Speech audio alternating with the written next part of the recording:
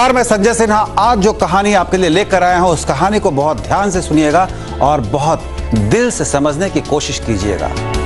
मैं पूछता हूं कि 1 सेकंड दौड़ने की कीमत क्या हो सकती है।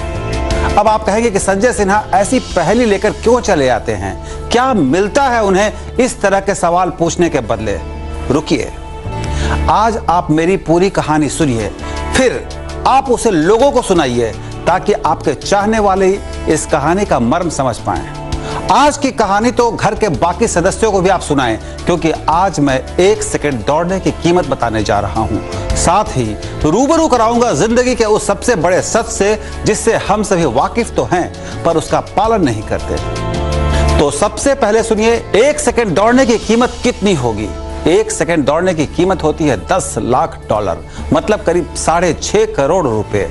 अब आप कहेंगे कि मैं कहां से ये आंकड़ा उठा लाया, तो मैं आपको ले चलता हूं एक सच्ची कहानी सुनाने। बोल्ट पिछले 3 ओलंपिक से लगातार स्वर्ण पदक जीत रहे हैं। इन 3 ओलंपिक में बोल्ट ने कुल 9 स्वर्ण पदक जीते हैं, ये तो आप जानते हैं, पर शायद आप ये नहीं जानते कि अपने तीनों ओलंपिक में कुल मिलाकर बोल्ट 115 सेकंड ही दौड़े हैं, मतलब पूरे 2 मिनट भी नहीं। ये तो एक आंकड़ा है, पर इससे भी आगे दिलचस्प आंकड़ा यह है कि इन 3 ओलंपिक खेलों में बोल्ट की कुल $119 मिलियन की कमाई हुई है। यह एक ऐसा आंकड़ा है कि बड़े से बड़े उद्योगपति भी दांतों तले अपनी उंगली दबा लें। पर आज मैं बताना चाह रहा हूं कि इस 115 सेकंड के लिए बोल्ट ने 25 वर्षों तक कठिन तपस्या की है। उन्होंने सेकंड के 1000वें हिस्से के लिए भी महीनों सालों पसीना बहाया है। सुनने में यह सब बात किसी फंतासी सा भले लगे, पर जब कोई आदमी इस तरह का चमत्कार करता दिखता है तो उसके पीछे की कठोर मेहनत एक पूरे अध्याय की तरह छिपी रहती है। मुझे कुछ दिन पहले किसी ने ब्रूस ली की कहानी सुनाई थी। कहानी सुनाते हुए उसकी आंखें बार बार चमकती। जितनी बार सुनाने वाले की आंखें चमकती, मेरा कौतूहल बढ़ता जाता। मुमकिन है आपने ये कहानी पढ़ी हो, सुनी हो। अगर आपने पढ़ी हो, सुनी हो, तो भी आप इसे आज अपने बच्चों को सुनाइएगा।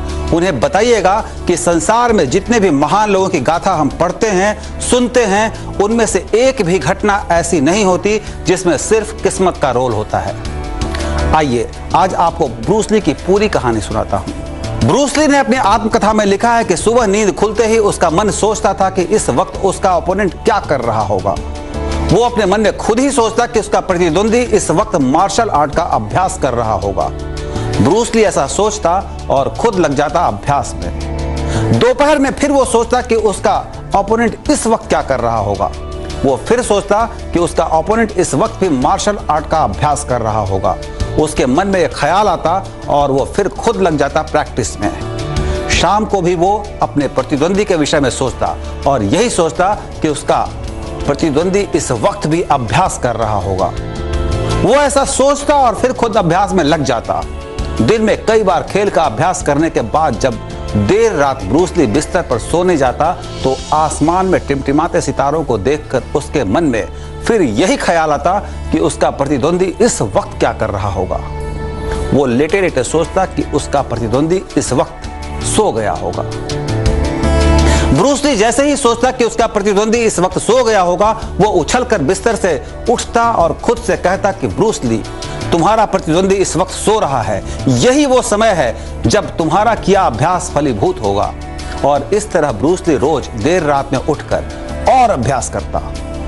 मुझे यकीन है कि बोल्ट ने ब्रूस ली की एक कहानी सुनी होगी। वो इस कहानी से प्रभावित रहा होगा। जो इस कहानी से प्रभावित होगा वही सेकंड के 1000वें हिस्से की गणना करने का दम दिखाएगा। हम बहुत बार अपनी नाकामी के लिए परिस्थितियों को कोसते हैं। खेल, पढ़ाई या फिर कोई भी काम। हम जब चूक जाते हैं तो हम किस्मत को गाली देने लगते हैं। एक बार अगर हम खुद से यह सवाल पूछने की जहमत उठाएं कि क्या हमने अपने प्रतिद्वंदी से अधिक मेहनत की थी? अगर नहीं, तो हमें कोई हक नहीं है कि हम किसी और को दोषी ठहराएं। अगर हाँ, तो मेरा दावा है कि दुनिया की कोई शक्ति हमें ब्रूस ली या बोल्ट बनने से रोक नहीं सकती। सवाल इतना ही है, हमारे मन के भीतर बैठा प्रतिद्वंदी जब सो रहा होगा तब हमें अभ्यास करना होगा। मन के प्रतिद्वंदी के सोने के बाद जो जागते हैं, किस्मत उनकी ही जागती है।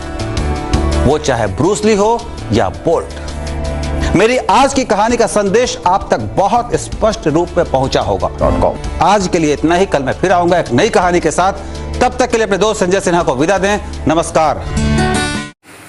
এই চ্যানেলটির প্রতি আপনার আগ্রহ আমাকে আরও উৎসাহিত করবে। ধন্যবাদ।